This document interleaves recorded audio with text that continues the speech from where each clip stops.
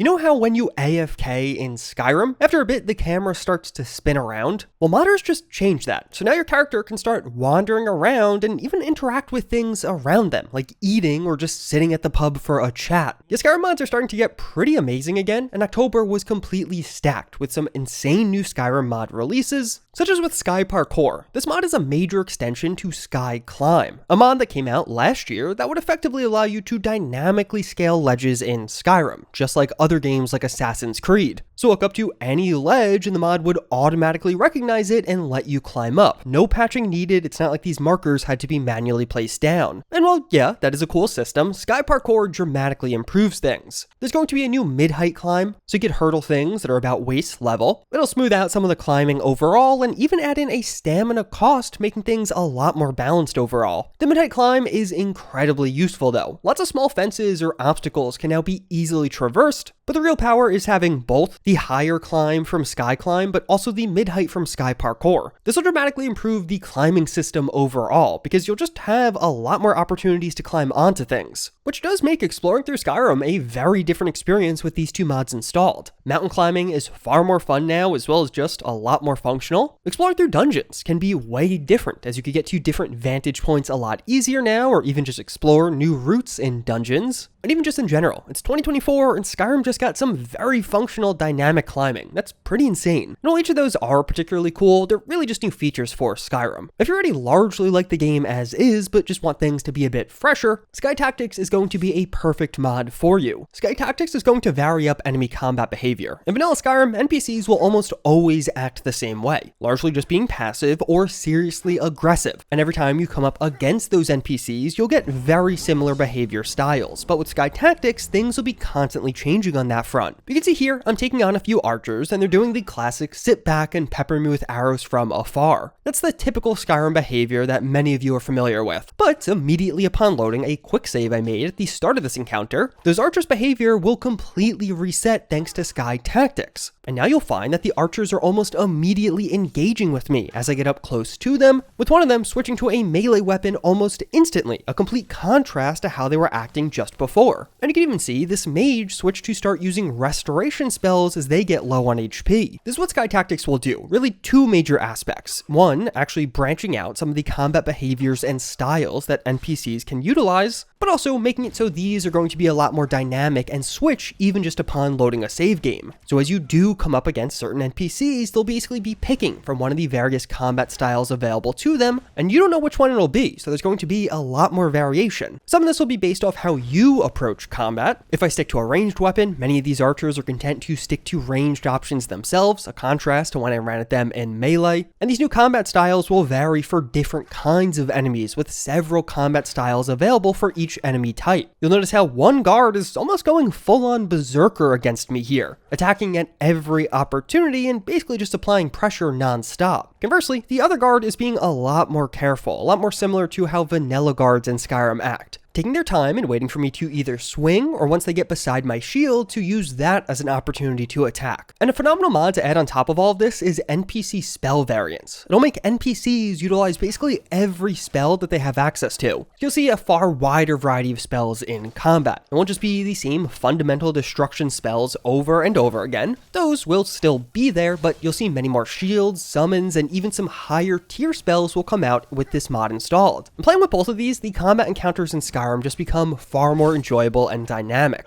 You never really know exactly what you're going to get as you approach enemies now, and sometimes the combinations of combat styles will make the matchups a lot more difficult, like when a large group can stay in your face the entire time as opposed to some playing more passively. But after more than a decade as the de facto choice, SkyUI may finally have a replacement, as we also just got the public release of Edge UI, a new modern overhaul for the menus and UI of Skyrim. This one is clearly inspired by other games. It definitely has an overt Elden Ring theme, but I personally really like Edge UI, despite not being as big of a fan of Elden Ring. It will feature most of the same functionality of SkyUI, so if you like certain things you can do with that mod, you could probably do them here. It'll have some of the same sorting features, as well as, of course, that far easier navigation and access with menus when using a keyboard and mouse. This, of course, will apply to the dialogue menu as well, so talking with other NPCs will look a bit differently now. Edge UI really likes hosting certain elements on the right side of your screen, as it'll apply to the general menu navigation as well. The skills menu will also look a bit different here, and the favorites menu, which I think gets one of the nicest upgrades. It's a lot more in your face, but it feels more functional as more information can be easily seen as it pops up and takes up a bit more of your screen. Stuff like this, of course, is going to be heavily based on preference. Many of you watching don't like the look of any of this, but I'm sure quite a few of you also really are intrigued by what you're seeing. At the end of the day, the functionality is again going to be pretty similar to other UI mods out there, but I feel like the design of Edge UI does strike this interesting balance of it kind of feels familiar despite it being completely new to many of us. This is the first time I'm using this mod and this menu, but it still feels easy to navigate and like I know what I'm doing. And that is very powerful. Lots of us have just been using SkyUI for a decade now, so having a solid new option that does look different is really nice, even if it's just for novelty purposes. But maybe you want some of the visual upgrades to go even beyond that. Now with the newly released ENB Anti-Aliasing mod, you can make your Skyrim look a bit better as well. This will overhaul the anti-aliasing in Skyrim. By default, the game will use TAA, which will basically blur some of the distant visuals as you're moving around. But this mod will use the far more modern DLAA or FSR based AA, which will dramatically increase sharpness. So as you are adventuring around Skyrim, this mod will keep some of those distant visuals looking sharp at next to no cost to your overall FPS. There have been some mods like this for Skyrim before, but this one is unique in that it works with ENB, and there is an alternative variant built into community shaders, so you can use that instead. But maybe you just need a step beyond visual upgrades and need some new content in the game as well. But one way to seriously improve your next Skyrim playthrough is with Heart of Ice. There's going to be a new custom follower adding in Astrid, a skilled warrior from Roscria, who will follow you in Skyrim and even features her own questline. I think this one will appeal to a lot of you because, yeah, I know my audience. Astrid will give off the perfect Viking warrior woman aesthetic, and she looks and sounds amazing. Some custom mods are used to achieve her appearance here, but more importantly, she has over 2,000 custom voice lines, and the voice acting here is just top tier. Oh gods,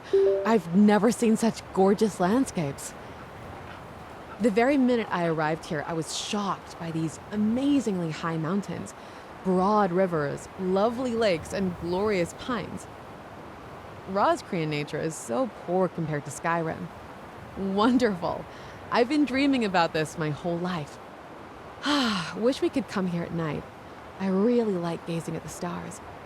Early on, you'll end up saving Astrid, which will indebt her to you, but from there you can go on a fairly extensive journey together, and the reason I think many of you will enjoy this one is, even from an early point, there's definitely some tension, casual flirtation back and forth, and one of the early quests is really just you taking Astrid on a date as you two gradually grow closer together. Her voice lines are solid and the quests are fun. The writing definitely left a bit to be desired for me, but overall, keeping her around isn't the worst, and she is surprisingly competent in combat, at least most of the time. But have you ever gone flying on your horse in Skyrim, at least unintentionally? This is one of those age-old bugs where after loading a save while mounted on a horse, both of you are just spontaneously thrust into the sky. But with the mod Horse Save Load Fix, you can solve that. So not only can you load saves and simply continue riding on your favorite steed, but unlike some of the other mods claiming to fix this issue, it will actually keep you on the horse, not just place you at its side as you load in. But do you like the local map in Skyrim? Do you find this useful? Probably not. But thankfully, with the recently released local map upgrade mod, this too can become far more functional. Local map upgrade will add a variety of much needed features. Right off the bat, the map will become a bit more detailed while still maintaining fog of war for some of those unexplored areas. Some world map functionality is carried over. You can now place custom markers here, so if you're ever just a bit confused in a city or even a dungeon, you can place a marker just like on the world map, which is incredibly useful in real gameplay terms. In a similar vein, you can now navigate the local map using WASD, which was bizarrely missing before, and yeah, it was really needed. You'll probably be using the local map a lot more often, and this too makes navigating it far more easy. And you can even see locations for nearby enemies or guards, including corpses for taking down enemies and their name. This in particular can be a lifesaver if you're clearing out a certain dungeon and can't find that one corpse you missed that potentially has a key or quest item. Overall, to me, this is a must download mod, and it seriously upgrades the functionality of the local map as it exists right now. But then we also do have Anima Nera. This is an overhaul for one of the most popular companions in Skyrim, with Serana. This is a bit of a unique overhaul in that this character was made for a separate mod, but worked quite well, and as such was adapted as a Serana replacer for Skyrim. It's a clear upgrade in my eyes, emphasizing a more traditional and powerful vampire look for this character, and it has a very nice feature of being very vanilla friendly. You won't be downloading a dozen dependencies to get this one working. It'll largely just work out of the box with a singular download. But it's also a great time to look ahead at what's coming next. Olenveld, an upcoming DLC sized new lands mod, is coming to Skyrim in just a few days. It just got an official release date of 11/11/2024, the 13-year anniversary of Skyrim, and the author of this one was kind enough to reach out and actually give me a bit of early access to this so I could try some of the things out early. Olenveld overall is going to be a really unique mod. It's largely because of its unique and mysterious setting. The island of Olenveld used to have a major city, but was eventually abandoned by the Empire and even disappeared from some of the known maps. This opened up the perfect opportunity for a group pursuing the newly banned necromancy to move in and utilize Olenveld for themselves to advance their banned dark arts. So as now we can return to this island, you'll find a unique and brutal landscape. There'll be tons of new enemies present on this island, many featuring new and unique abilities compared to the rest of Skyrim, and during your time here you'll take on new creatures, unlock new items for yourself, and even decide the fate of the island as you interact with some of the inhabitants that do remain. So we have great stuff you can play right now, but also some really exciting stuff to look forward to going forward. And if you're interested in more Skyrim, check out this video.